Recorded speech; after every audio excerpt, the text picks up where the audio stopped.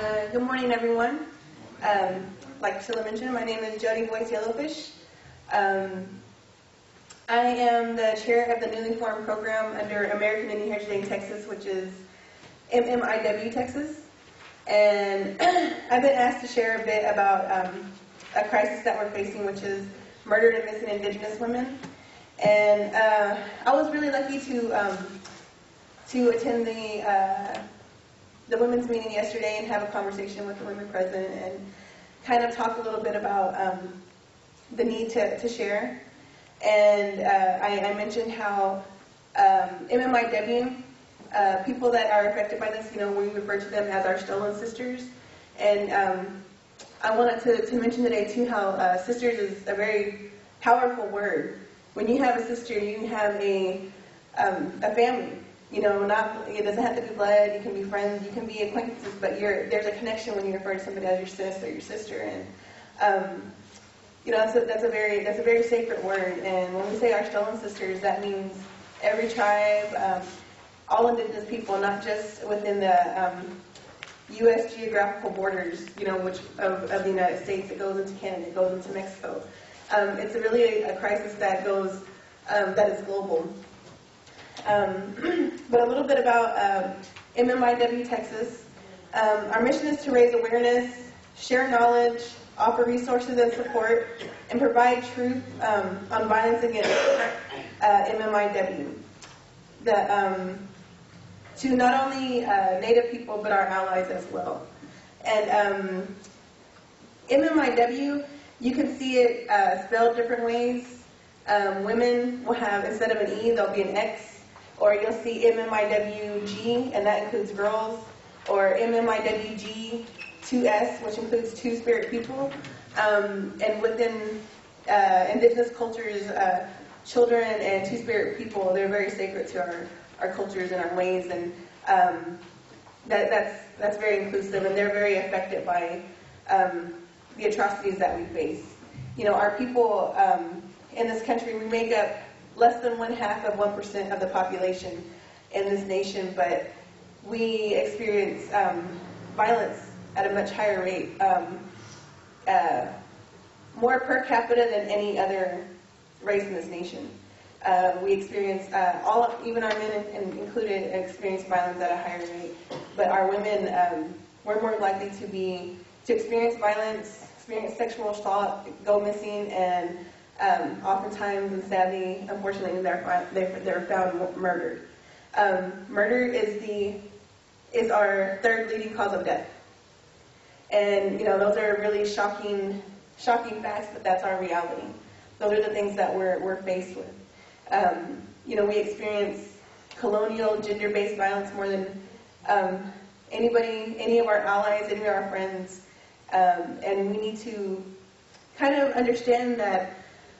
That is our reality, and it is really sad, and it is something that I don't want to say we have to deal with, but we do have to face it. And I was kind of drawn to this just by my own personal beliefs and my own personal way of standing up for people, speaking up for people, and I was noticing that even I felt like within my own community, our communities, I should say, I felt like people felt that the issue of our women going missing or murdered was a back home kind of thing. That's only on Indian land or Indian territory. But the truth of the matter is that 71% of that little population that we might be overall lives in urban settings. So we are definitely affected by this crisis, by this epidemic. And just to put into a little bit of context, the Urban Indian Health Institute, which was formed in, I want to say, early 2016 or late 2015. That's led by Anita Lucchese, and she just saw this need to find the data, and there was no data.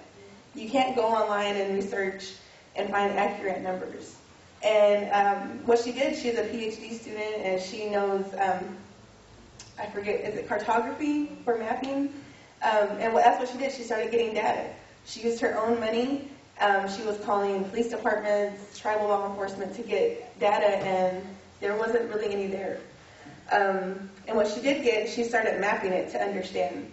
And with her data, I'm trying to find the number, her and 2 other people researched all this data as much as they could, and they found that in 2016, there were 5,712 women that were reported missing, but the Department of Justice only logged 116. And those are scary, staggering numbers that we have over 5,000 people of our sisters that are still, they don't have people looking for them other than their family. And a lot of, you would kind of expect your tribe to be able to help you, but the resources aren't there. If you don't live in their district or on the reservation or on Indian land, it's really hard to find the resources. And with some of our allies in Oklahoma, I've been told different stories about, people selling their land that has been in their family for generations because the tribe or the county that they live in, they can't decide who's in charge.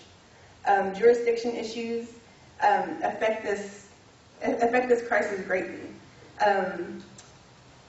A non-native can go on tribal land and not be prosecuted because of jurisdiction. So tribal law enforcement, they can only go after someone if they're native, if they're a tribal citizen. So there's literally serial killers, serial rapists that know they can get away with these things. If a native woman lives on a reservation and experiences domestic violence, their tribal law enforcement cannot do anything to that person as being a non-native.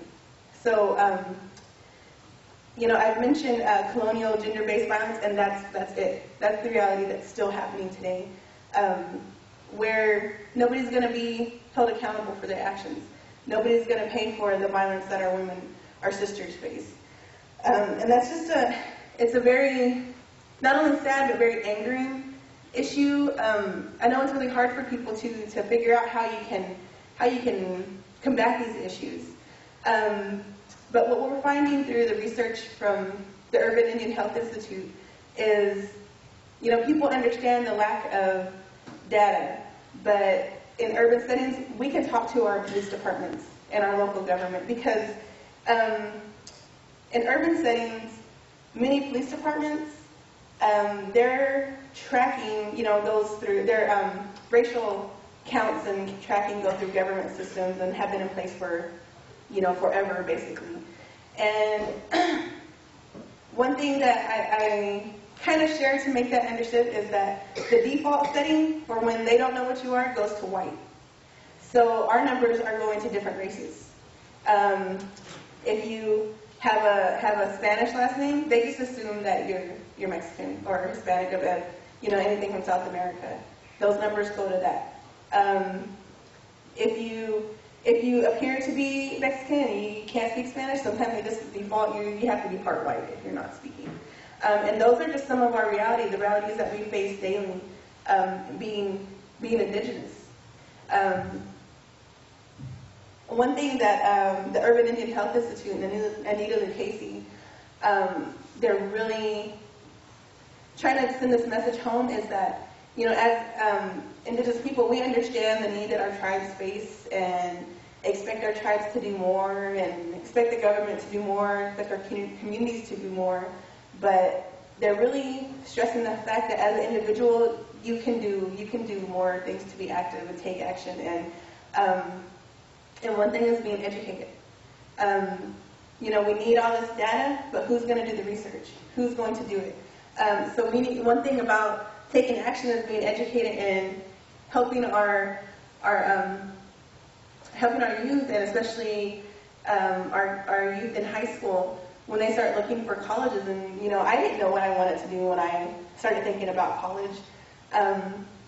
But what we need now, with this lack of data, we need people that understand research methods and have degrees in research keeping and documenting and things like that. Those are our big needs, and I think as a church that has children and youth, that is something that is possible. We can tell these kids what to do, and things to look into that could really shape our future and really help our Indigenous women.